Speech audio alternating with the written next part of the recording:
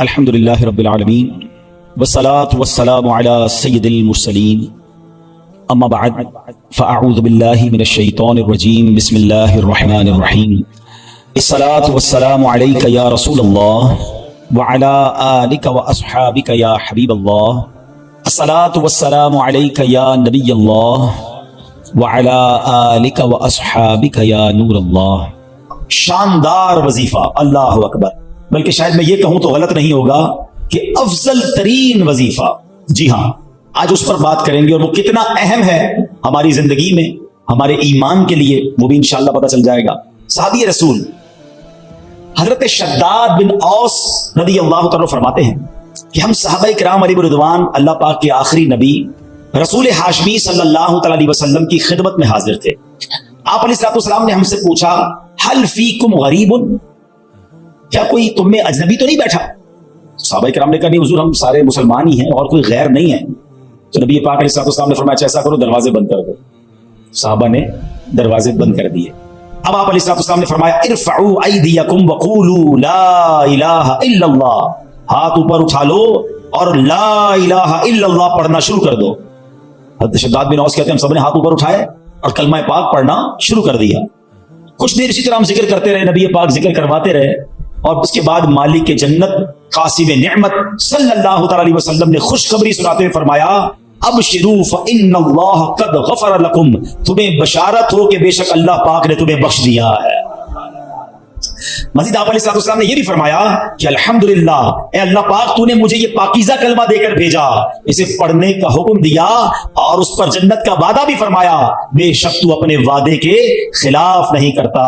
سبحان اللہ۔ تو کلمہ طیبہ افضل الذکر لا الہ الا اللہ، اس کے کمال کے فضائل ہیں۔ کیا خوبصورت شعر شاعر لکھتے ہیں نا، حسبی ربی جس نے کہا فیض کے دریا کو پایا، گوہر مقصد ہاتھ آیا، لا الہ الا، کھل جائیں در جنت کے، دوزخ کی سب آگ بجھے، دل سے کوئی ایک بار کہے لا الہ الا اللہ، پڑھو لا الہ الا اللہ، لا الہ الا اللہ۔ سبحان اللہ۔ کلمہ طیبہ کے بہت فضائل ہیں، یاد رہے یہ افضل ترین ذکر بھی ہے، بہترین وظیفہ بھی ہے۔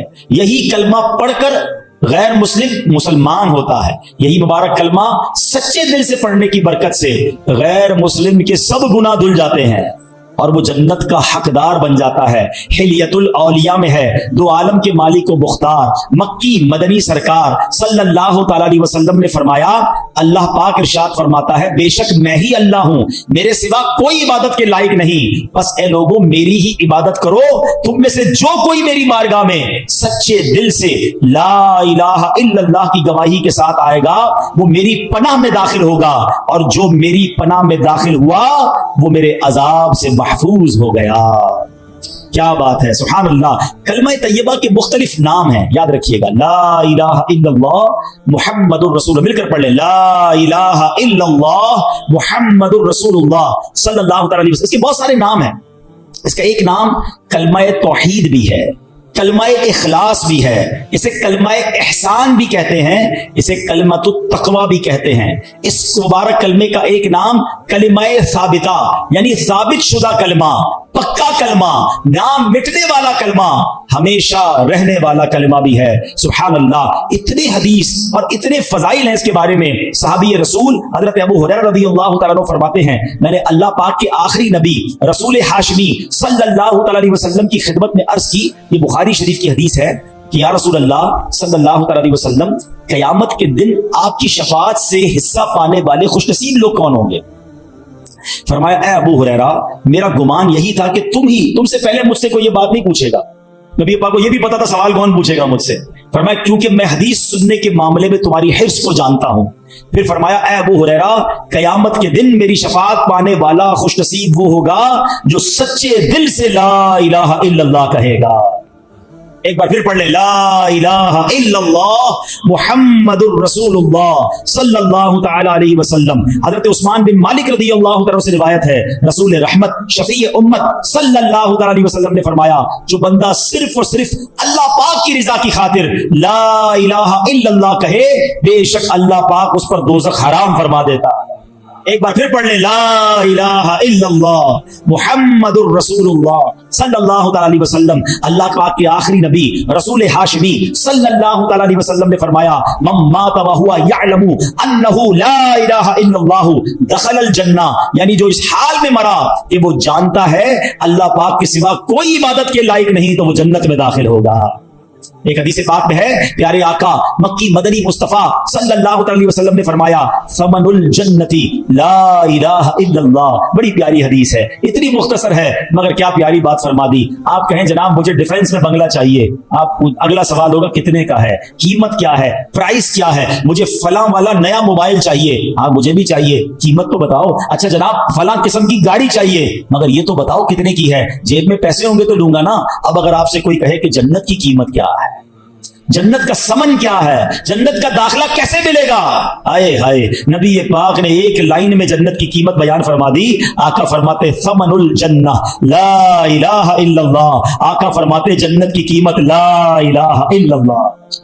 پھر پڑھ لو، لا الہ الا اللہ محمد الرسول اللہ صلی اللہ علیہ وسلم۔ ایک اور روایت میں ہے، رسول اکرم نور مجسم صلی اللہ تعالی علیہ وسلم نے فرمایا، مفاتیح الجنتی شہادت لا الہ الا اللہ، جنت کی چابیاں لا الہ الا اللہ کی گواہی دینا ہے۔ اللہ اکبر، سبحان اللہ، یہ ہے کلمہ طیبہ، یہ ہے سبحان اللہ کلمہ طیبہ کی برکتیں، سبحان اللہ۔ اب ایک عجیب سا واقعہ آپ کو سناتا ہوں، اور واقعہ ہے حضرت بایزید بستامی کا۔ حضرت بایزید بستامی رحمت اللہ تعالی ایک مرتبہ سفر میں تھے، آپ کو غیب سے آواز آئی، اے بایزید سمعان نامی شہر میں جاؤ، وہاں کے غیر مسلموں کے ساتھ ان کے عید کے اجتماع میں شرکت کرو۔ بایزید فرماتے ہیں کہ اللہ پاک کی پناہ، میں غیر مسلموں کے تہوار میں شرکت کروں؟ آپ نے کہا کہ نہیں، یہ میرے لیے پیغام نہیں ہو سکتا۔ رات سوئے، خواب میں پھر یہ آواز آئی، بایزید جاؤ اور غیر مسلموں کے فلاں تہوار میں عید میں شرکت کرو۔ پھر یہ کہتے میں اٹھ گیا، خواب سے کانپنے لگا، سوچ رہا تھا کہ یہ کس کی آواز ہے، مجھے کون پیغام دے رہا ہے، کہ شیطان کی طرف سے تو نہیں؟ کہہ رہے میں بیدار تھا تو جاگتے میں آواز آئی، اے بایزید ڈرنے کی ضرورت نہیں، تم میرے فرما بردار ہو، مگر غیر مسلموں والا لباس پہنو، ان کے اجتماع میں جاؤ، ایک راز ہے اس میں۔ اب حضرت بایزید اللہ کے برگزیدہ بندوں میں سے اب سمجھ گئے کہ یہ شیطان کی طرف سے آواز نہیں ہے، یہ رحمان کی طرف سے پیغام ہے۔ آپ نے لباس پہنا اور آپ چلے گئے غیر مسلموں کے تہوار میں۔ اب سارے بہت بڑا میدان، بہت بڑا میلہ، سب لوگ اپنے سب سے بڑے عالم کے انتظار میں بیٹھے ہیں۔ کچھ دیر بعد ان کا عالم آیا، سب لوگ بیٹھ گئے، اس نے تقریر کرنی تھی، مگر جیسی وہ عالم تقریر کرنے کھڑا ہوا نا، وہ کپ کپانے لگا، وہ لرزنے لگا، اور وہ کہتا ہے کہ لوگوں نے کہا اے سردار آپ تقریر شروع کیجئے۔ تو کہتا ہے کہ تو ہمارے اجتماع میں ایک محمدی بیٹھا ہے، ایک اللہ کے آخری نبی کا امتی بیٹھا ہے، اور وہ تمہارے دین کا امتحان لینے آیا ہوا ہے، اس لیے میری آواز ہی نہیں نکل رہی ہے۔ پھر اس نے بلند آواز سے کہا اے محمدی، اے اللہ کے آخری نبی کے امتی، کھڑے ہو جاؤ۔ حضرت بایزید بستامی کھڑے ہو گئے، تو اس عالم کہتا میں تم سے کچھ سوال کروں گا، تم نے جواب دیا تو اس کے بعد ہم ساری باتیں تمہاری مانیں گے، اور اگر تم جواب نہ دے سکے تو ہم تمہیں قتل کر دیں گے۔ تو بایزید بستامی تو ولیوں کے سردار تھے، آپ نے کہا پوچھو جو پوچھنا ہے۔ اس غیر مسلم نے بھرے مجمع میں 61 سوال کیے، 61 کوسچن کیے تھے بایزید بستامی سے۔ حضرت بایزید بستامی نے سب کے سب ٹھیک جواب ارشاد فرما دیے۔ حضرت بایزید بستامی نے اسے سوال کیا، تم نے کر لیا سوال، اب میں سوال کرتا ہوں، بتاؤ آسمانوں اور جنت کی چابی کیا ہے؟ تو جو غیر مسلموں کا عالم تھا نا، وہ کہتا ہے آسمانوں اور جنت کی چابی کلمہ طیبہ لا الہ الا اللہ محمد الرسول اللہ ہے۔ اللہ پاک نے اس کی زبان پر حق جاری کر دیا۔ اب اپنے اتنے بڑے عالم کی آواز سن کر، اس کا جواب سن کر، اس میدان میں ہزاروں غیر مسلم تھے، سب کے سب کلمہ پڑھ کر مسلمان ہو۔ اللہ اکبر، یا رسول اللہ، یا جاری رہے گا فیضان کلمہ طیبہ۔ اچھا اب یہاں بڑی خوبصورت بات علماء نے لکھی کہ کلمہ طیبہ کے فضائل تو بہت سارے، لیکن اس کے تقاضے پورے کرنا بھی ضروری ہے۔ فرمایا کہ حضرت زید بن ارقم رضی اللہ عنہ سے روایت ہے، رسول ذیشان مکی مدنی سلطان علیہ الصلوۃ والسلام نے فرمایا، جس نے اخلاص کے ساتھ لا الہ الا اللہ کہا وہ جنت میں داخل ہوگا۔ صحابہ کرام نے عرض کی یا رسول اللہ صلی اللہ علیہ وسلم کلمہ طیبہ کا اخلاص کیا ہے؟ فرمایا یہ کہ بندہ اللہ پاک کی حرام کردہ چیزوں سے بچتا رہے۔ اب ایسا نہیں صرف لا الہ الا اللہ پڑھتا رہے بھائی جنت میں چلے جائیں گے۔ ایک مرتبہ وہاب بن منبہ رحمۃ اللہ تعالی کی خدمت میں عرض کیا گیا کیا کلمہ طیبہ جنت کی چابی نہیں ہے؟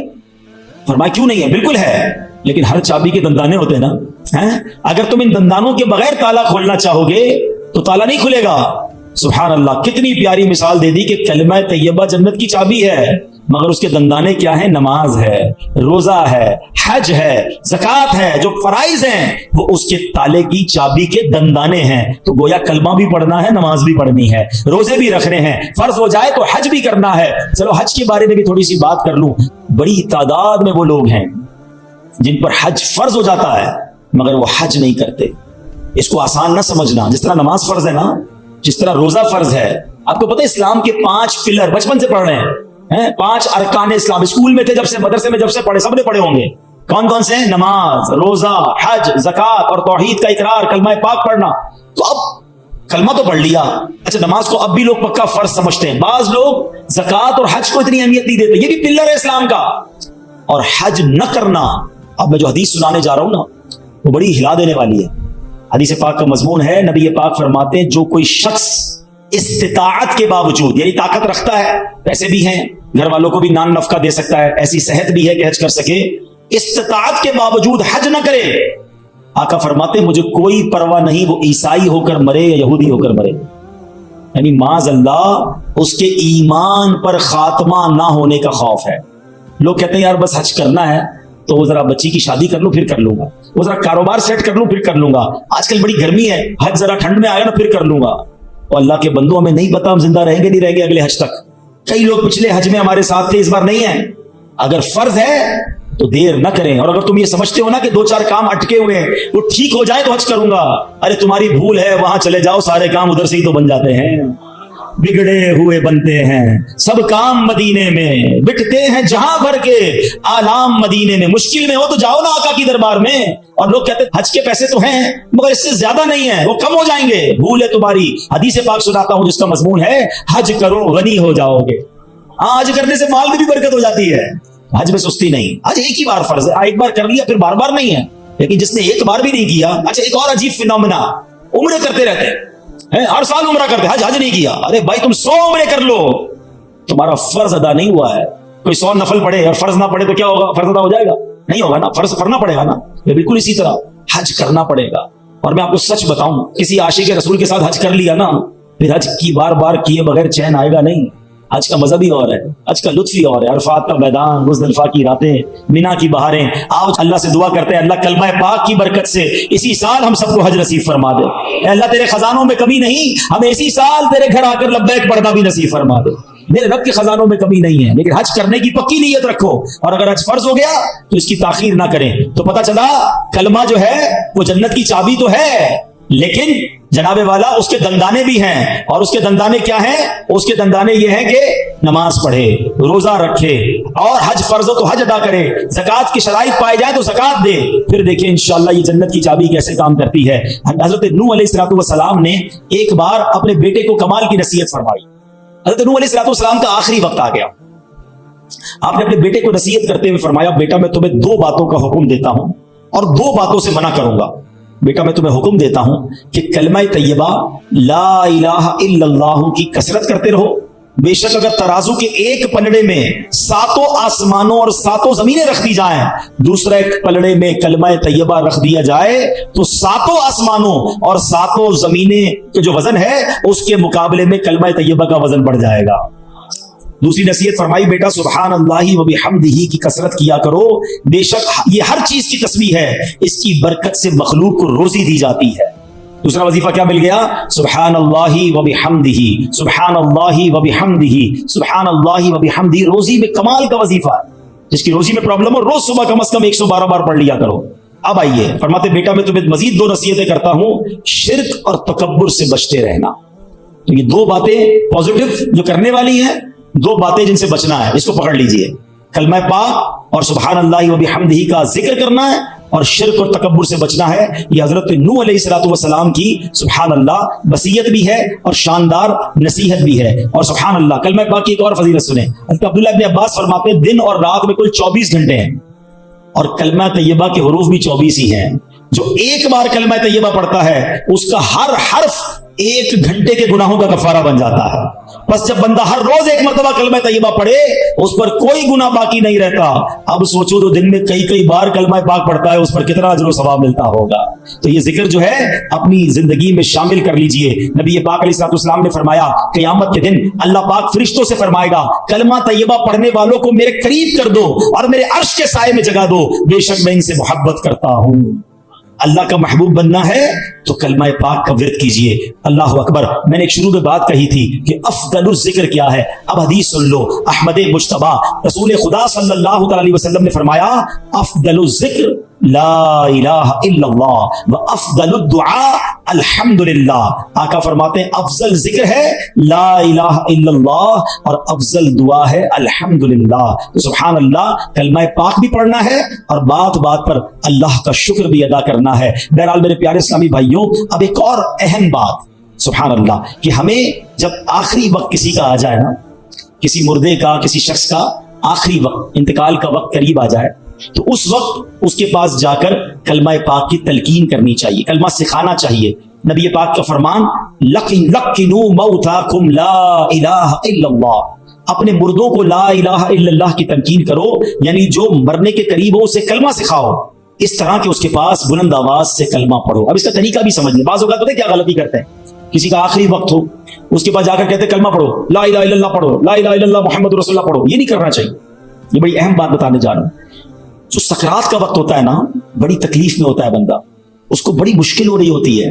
خدا نہ خواستہ اس تکلیف میں اگر اب اس نے یہ کہہ دیا نا میں نہیں پڑھتا، میں کلمہ نہیں پڑھتا، تو کہیں ایسا نہ ہو اس کا خاتمہ برا ہو جائے. ہمیں کرنا پتہ ہے کیا، میں یہ نہیں کہتا کہ جو یہ کہہ دے میں نہیں پڑھتا اس کا خاتمہ برا ہوا، لیکن آپ کے دل میں تو بات رہ جائے گی نا یار اس نے منع کر دیا تھا کلمہ پڑھنے سے. تو یہ بات نہ کریں، بلکہ طریقہ صدر الشریعہ مفتی امجد علی اعظمی نے بہار شریعت میں لکھا نزا کی حالت میں جب تک روح گلے کو نہ آئی ہو مرنے والے کو تلقین کرے. کس طرح کرے؟ اس کے پاس جائیں اور بلند آواز سے خود کلمہ پڑھنا شروع کر دیں. اشہد ان لا الہ الا اللہ واشہد ان محمد رسول اللہ پڑھتے رہیں. اب اس کو کہنے کا حکم نہ دیں، آپ پڑھتے رہیں تاکہ وہ سنے اور اس کو یاد آ جائے. اور جب اس بندے نے کلمہ پڑھ لیا نا آپ چپ ہو جائے، اب کوئی اور بات نہ کریں. اس کا آخری جملہ نکل چکا نا کلمہ، اب آپ خاموش ہو جائے. ہاں اگر کلمہ پڑھنے کے بعد اس سے پھر کوئی بات کرنی اب دوبارہ آپ بلند آواز سے کلمہ پڑھنا شروع کر دیں. کوشش کریں کہ اس کا آخری کلام جو ہے وہ لا الہ الا اللہ محمد الرسول اللہ صلی اللہ تعالی علیہ وسلم ہو جائے. اللہ مجھے اور آپ کو مرتے وقت بھی کلمہ نصیب فرمائے. کس کس کی تمنا ہے مرتے وقت کلمہ پڑھنا ہے؟ سبحان اللہ. آج کل پڑھتے ہو؟ مرتے وقت سب کو پڑھنا ہے. روزانہ کتنی بار پڑھتے ہو؟ آج کا بیان نکال دیں، آج کے بیان میں تو ماشاءاللہ کئی بار ہم نے پڑھ لیا.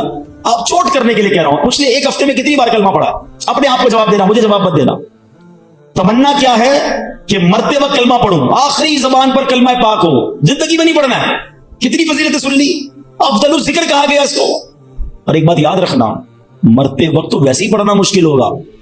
ہاں زبان بھاری ہو جائے گی. آپ نے دیکھا بخار میں الفاظ نہیں نکلتے، سر میں درد ہو تو بات کرنے کو جی نہیں چاہتا، پیٹ میں درد ہو زیادہ بندے کی منہ سے بات ہی نہیں نکلتی ہے.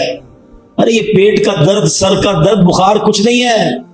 اللہ عافیت رکھے. کتابوں میں لکھا موت کا ایک جھٹکا تلوار کے 1000 وار سے زیادہ سخت ہے.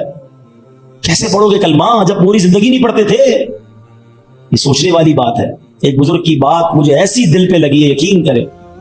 کیا جملہ کہہ گئے، کہتے ہیں اپنی زبان کو کلمے کا عادی بناؤ تاکہ جس دن زبان بھاری ہو جائے اس دن تمہاری زبان سے کلمہ ادا ہو جائے. عادت ہوگی تو نکلے گا نا. عادت ہی نہیں ہے کلمہ پڑھنے کی، کئی دن گزر جاتے ہیں. ارے ہونا کیا چاہیے کہ میں صبح ایک تسبیح کلمہ پاک کی پڑھوں، شام ایک تسبیح کلمہ پاک کی پڑھوں، جب موقع ملے زبان سے لا الہ الا اللہ محمد الرسول اللہ نکلتا رہے. پڑھتے ہی نہیں ہے. اچھا اس کو میں ایک اور طریقے سے سمجھاتا ہوں. یہ جو گندی محفلیں، بری محفلیں، برے دوستوں کے ساتھ بیٹھتے نہ بیٹھا کرو. گانے سننا، فلمیں دیکھنا، غیبتیں کرنا، گالیاں دینا. پہلے ایک بات یاد رکھیں، یہ جو ہمارا دماغ ہے نا، کمپیوٹر کا سی پی یو پتا ہے اس میں کیا ہوتا ہے؟ ڈیٹا ہوتا ہے. آپ سرچ کریں وہ نکال کے دے دیتا ہے. یہ دماغ اللہ پاک نے ایسا کمپیوٹر دیا ہے، میں ایسا سی پی یو دیا ہے جس کو ڈیلیٹ کرنے کی بھی حاجت نہیں ہے. دنیا کے موبائل بھر جاتے ہیں بھائی، تھوڑی سی ویڈیو ڈال دو، کمپیوٹر میں جگہ ختم ہو جاتی ہے. 50 साल का हो गया हूं मैं, मेरे बचपन की वीडियो भी दिमाग में मौजूद है। सबके साथ ऐसा है ना, आपको बचपन के कई वाकयात ऐसे याद हैं जैसे आपकी आंखों के सामने फिल्म चलती है। ये किधर सेव है? इधर सेव है। जिसका नाम लेता हूं उसकी तस्वीर आ जाती है दिमाग में। कैसे आती है? ये सबकी तस्वीरें सेव हैं। दुनिया भर के ममालिक देखे, वो दिमाग में सेव हैं। सब बातें अल्लाह पाक ने ऐसी कमाल की चीज दी है, सेव है। लेकिन अगर गंदी बातें भी सेव है ना, तो फिर ये ख्यालात में भी आती है। नमाज में बुरे ख्यालात लोगों को आते हैं, क्योंकि फिल्में देख के नमाज पढ़ने आते हैं ना। और ये बुरी बातें जो कर, देखो इस सीपीयू में जाने का तरीका क्या है?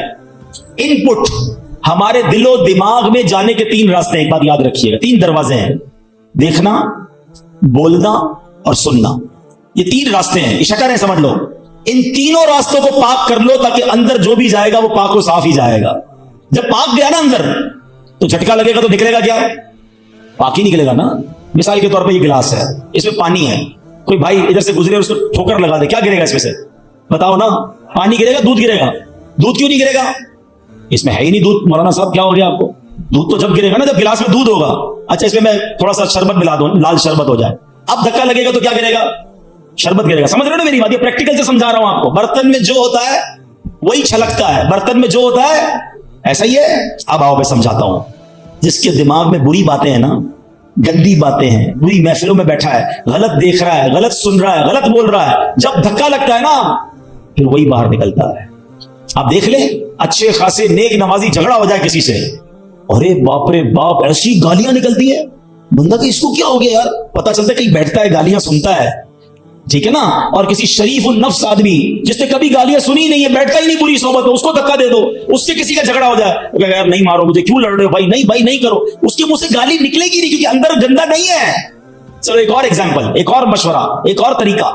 आप कश्ती में कहीं जा रहे हैं, अचानक झटका लगा आपको, उतरते उतरते पैर स्लिप हो गया, किसी ने धक्का दे दिया, फौरन आपकी जबान से क्या निकलता है? चेक कर लो आप। कुछ खुश नसीब वो होंगे, जैसे ही धक्का लगता है ना, उनकी जबान से निकलता है ला इलाहा इल्लल्लाह, या अल्लाह, या रसूल अल्लाह, या गौस पाक। समझ लो अंदर सही भरा हुआ है। समझ रहे हो? अंदर आपका पाक भरा हुआ है, झटका लग रहा है, अच्छा ही निकल रहा है। मगर ऐसे भी लोग सुन रहे होंगे कि जब झटका लगता है ना, गाली निकलती है, अबे तेरी, अबे ओ, पता नहीं क्या क्या बोलते हैं यार। जरा सा मोटरसाइकिल को ब्रेक लगे, सामने वाले को गालियां शुरू। मतलब क्या है? अंदर क्या भरा हुआ है? गंदा भरा हुआ है। मौत का झटका लगेगा और खतरनाक झटका लगेगा। अंदर अच्छा भरा हुआ होगा ना, वो बाहर आ जाएगा। और अगर अंदर बुरा भरा हुआ होगा ना, बेहयाई, बुराई, गालियां, मारे ना जाएं, कहीं मरते वक्त बुरी बातें जबान पे ना आ जाएं। हमारी तमन्ना क्या है? कलमा पढ़ते पढ़ते, दुरूद पढ़ते पढ़ते, या रसूल अल्लाह कहते कहते हैं, मैं वो सुन्नी हूं, जमीले कादरी मरने के बाद मेरा लाशा भी कहेगा अस्सलातु वस्सलाम। ये पढ़ते पढ़ते जाना है ना, तो दुनिया में पढ़ोगे तो आखिरत बढ़ते वक्त आएगा ना जबान पे। इधर गालियां देनी है, इधर लड़ाइयां करनी है, इधर गीबतें करनी है, और तमन्ना यह कि मरते वक्त कलमा नसीब हो। ना करो ऐसा। आज से नियत कर जाओ कि अगर कलमे वाली मौत चाहिए तो कलमे वाली जिंदगी भी चाहिए। चाबी अगर जन्नत के दरवाजे को खोलने वाली चाहिए तो चाबी के दंडाने भी तो चाहिए ना। तो अब इंशाअल्लाह जिक्र और दुरूद से जबान को तर रखेंगे इंशाअल्लाह। क्या बात है मेरे पीरो मुर्शिद की, बचपन से इनकी नाते सुन रहे हैं, अब हदीसें पढ़ पढ़ के और समझ आती हैं कि क्या दुआएं, क्या इल्तिजाएं अमीर अहले सुन्नत ने अपने कलामों में लिख दी हैं। क्या खूबसूरत शेर था। आप बहुत पुरानी नाते और हम पढ़ते थे, जिक्रो दुरूद हर घड़ी विरदे ज़बां रहे, विरदे ज़बां रहे, मेरी फुजूल गोई की आदत निकाल दो, मेरी फुजूल गोई की आदत निकाल दो। तो नियत करते हैं इंशाअल्लाह रोजाना कम से कम 313 बार दुरूद पाक और 200 बार कलमा पाक पढ़ेंगे इंशाअल्लाह। अच्छा, कलमा पाक में एक हदफ बताता हूं आपको। अच्छा, वो कोशिश करें, 1 महीने का टारगेट दे रहा हूं आपको। अल्लाह करे कि मुझे और आपको इस बार हज की सआदत मिल जाए, तो उधर कर लेंगे इंशाअल्लाह। उधर नहीं जा सके तो इधर कर लेंगे। अब वो वजीफा ऐसा है, आपका ईमान ताजा हो जाएगा। बस ये मेरा बयान मैं अब एंड कर रहा हूं, लेकिन ये वजीफा सुभान अल्लाह, हदीस से सुन लो। पहले मैं आपको इसकी फजीलत सुना देता हूं। हदीस में आता है कि जो 70,000 मरतबा कलमा तैयबा पढ़ ले उसकी मगफिरत कर दी जाती है। रिवायतों में आता है, ठीक है। 70,000 पढ़ना है। अब ये जरूरी नहीं कि एक ही महफिल में पढ़ ले, आप 1 महीने का टारगेट रख लें कि यार इस महीने 70,000 पूरे कर लूंगा। अब इस पे फरमाए ला इलाहा इल्लल्लाह, ला इलाहा इल्लल्लाह पढ़ता रहे। हर 100 के बाद एक बार मुहम्मदुर रसूलुल्लाह सल्लल्लाहु अलैहि वसल्लम पढ़ ले। अब इसके बारे में سبحان اللہ. ایک بڑی خوبصورت روایت بھی ہے کتابوں میں. حضرت محی الدین ابن عربی ایک جگہ دعوت پہ تشریف لے گئے تو ایک لڑکا جو ہے اس کے بارے میں مشہور تھا کہ یہ صاحب کشف ہے, اس کو بہت ساری باتیں کشف سے معلوم ہو جاتی ہیں. آپ نے سنا تھا. تو وہ بچہ جو ہے وہ آپ کے پاس کھانا کھا رہا تھا, اچانک رونے لگا. تو آپ نے کہا کیوں رو رہے ہو؟ کہ میں نے اپنی ماں کو جہنم میں دیکھا ہے, اس کی ماں کا انتقال ہوا تھا. شیخ ابن عربی نے تھوڑے عرصے پہلے 70,000 بار کلمہ پاک پڑھا ہوا تھا. آپ نے دل ہی دل میں وہ کلمہ پاک اس کی مرحومہ والدہ کو ایصال ثواب کر دیا کہ میں اس کو ایصال کرتا ہوں. وہ لڑکا مسکرانے لگا. آپ نے اس کو بتایا نہیں. کہتا کیوں مسکرا رہے ہو؟ کہ میں نے ماں کو جنت دیکھا. شیخ ابن عربی نے کہا کہ میں نے اس کے کشف سے حدیث پہچان لی اور حدیث کی برکت سے اس کے کشف کو پہچان لیا کہ یہ واقعی غیب کی باتیں دیکھ لیتا ہے اور حدیث کتنی صحیح ہے یہ بھی مجھے اس واقعے سے پتا چل گیا. تو پتا چلا میرے پیارے اسلامی بھائیوں 70,000 بار کلمہ پاک میں نے تو جب سے یہ حدیث پڑھی ہے نیت کر لی ہے, کچھ شروع بھی کر دیا ہے. میرے لیے بھی دعا کریں, آپ بھی ٹارگٹ لے لو. فضول باتیں یار, موبائل پہ گھنٹوں گزارتے ہیں, واک کرتے ہوئے کلمہ پاک پڑھنا شروع کر دے. تسبیح ہاتھ میں لے کتنی بار ہو جائے گا لا الہ الا اللہ لا الہ الا اللہ لا الہ, 100 بار پورا ہو جائے محمد رسول اللہ صلی اللہ علیہ وسلم پڑھ لیں. انشاءاللہ یہ زبان کلمے کی عادی بھی ہو جائے گی. اچھا پھر ضروری تھوڑی ایک بار 70,000 پڑھیں, اللہ توفیق دے, کیونکہ جب آپ پڑھو گے نا 70,000 بار یہ دل جگمگ کرنے لگ جائے گا, کلمے سے محبت ہو جائے گی اور پڑھنے کو جی چاہے گا. کبھی کہنا ہے چلو امی کے نام پہ 70,000, کبھی کہنا ابو کے نام پہ 70,000. اتنے تحفے دیے امی ابو نے, اور خاص طور پہ جن کے ماں باپ چلے گئے ان کے لیے تو زیادہ اچھی نیت کریں گے. تو امی ابو کے نام پر جو ہے وہ ہم پڑھیں. پھر اللہ پاک توفیق دے تو پیر صاحب کے نام پہ پڑھ لیں, چلو ان کے ایصال ثواب کے لیے, غوث پاک کے ایصال ثواب کے لیے. تو انشاءاللہ بزرگوں کے ایصال ثواب کے لیے پڑھتے رہیں گے. کلمہ پاک کا ثواب تو ملے گا,